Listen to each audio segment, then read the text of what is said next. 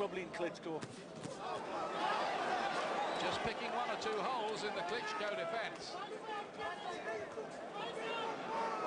Rocking the head back of Klitschko. But he's got him with the left hand and floored him. Goodness gracious me. And will he get up from that left hand from Corey Sanders? We might have a sensation here. Vladimir Klitschko all over the place. Just about clambers to his feet, is blinking, eyes in orbit, and now it becomes a battle for survival. Corey Sanders has got him again. He's got him again.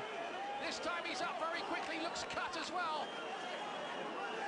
There are only 7 seconds left in the round and the bell cannot come quickly enough.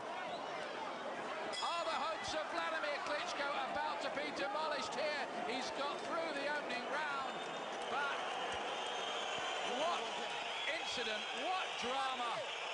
Very, very nearly knocked out in one in what would have been the biggest sensation in many a year. Well, certainly would have been. What a good punch. The fast left hand, giving him so much trouble. He really was out. And if the bell had come any later, this fight would be over. Great start for Sanders. Look at that, that fast left hand from the southpaw, and down he goes. Maybe that was the tip from Lennox Lewis. Well, whatever Lennox said, it worked, but the speed, a good start, quick start, and what did we say about the punch power of Sanders? He's always got a chance. He only just about beat the count. And here, huge holes have been knocked in the reputation of Vladimir Klitschko, whatever happens now. Second round. Sanders will fancy here that he can score a knockdown, and he's got him again! Straight left hand this time! Down he goes for the 3rd time already, and this is early in the round. This looks like curtains for Vladimir Klitschko. It's going to have to be stopped, I think, because Klitschko is rocking and rolling all over the ring. He goes down again, and it is stopped all over round 2. That is one of the biggest turn-ups you will see in a boxing ring in a long, long time. Well, unbelievable. The South Africans behind us were celebrating, frantically jumping all over each other. But I guess that's what a prize fighter does. Yeah, you don't box. I mean, Roy makes an interesting point, because look how lazy Klitschko is with his hands now. Exactly. All Lehman has to do is land that big punch and Vladimir's this not fight is defending over. himself at all. Because he's not worried. A hook right off of Vladimir's hook right there would have ended the fight. And now Brewster seems to be covering up a little better. And Klitschko, once again, is tired, breathing with his mouth open. You throw this many punches, it'll wear you out. There's another huge right-hand shot, and Brewster keeps coming. Why won't he throw his own shots back, though? Crowd's starting to like the fight as Brewster matches Klitschko's rights with a couple of lefts. Klitschko's dead tired. That's his Klitschko's eye. Oh, that's a huge left hook, and Vladimir's in trouble now. We've got a slugfest going, and Vladimir Klitschko once again in trouble.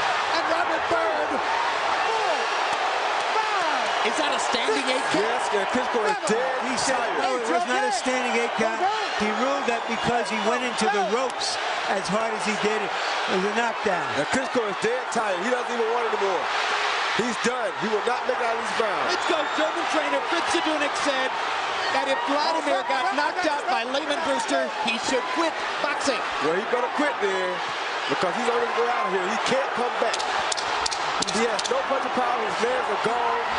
He does not know how to fight like this. This is one of his big things. He can't fight this type of a fight. This is not what Vladimir knows. And is he going to call that a knockdown? It should be. No, it's not a knockdown. It happened after the bell. And now Robert Bird stops the fight. Robert Bird takes a look at Vladimir Klitschko and decides he can't continue and stops the fight. And that may be the end of the Vladimir Klitschko heavyweight contender story. Well, it probably is. He punched himself out early. Remember, we talked about as early as the 2nd and 3rd rounds that he looked tired.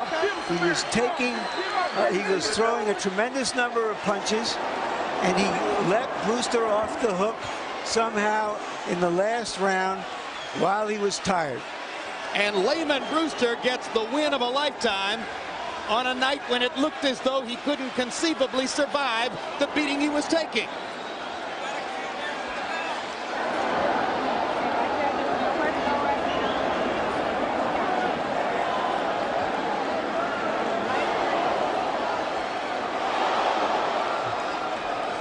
A combination of fatigue, and now we have to say it,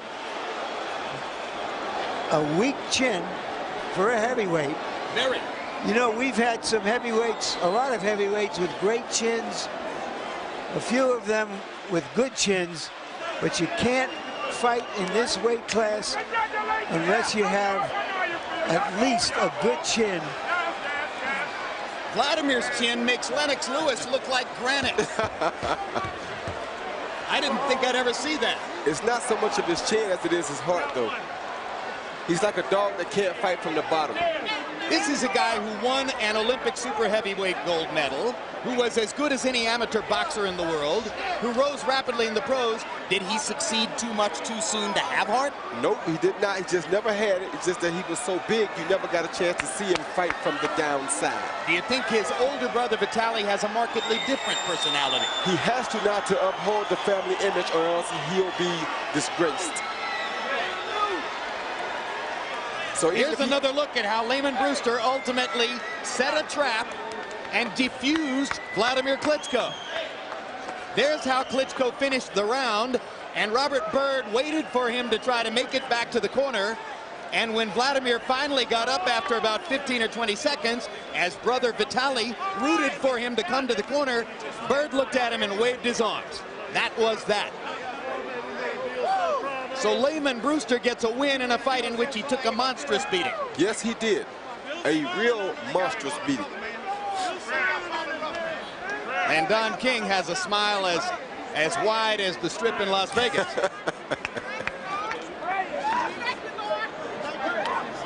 Brewster right now is praying and is also remembering his trainer and father figure, Bill Slayton, who died within the past year and whom he loved dearly. And I bet Bill Slayton is very proud of him now. And it took something like that for him to maintain his focus through all he went through. Had it not been for losing someone close to him, just as Buster Douglas did, he would not have sustained this much punishment tonight. Let's go to Michael Buffer for the official particulars.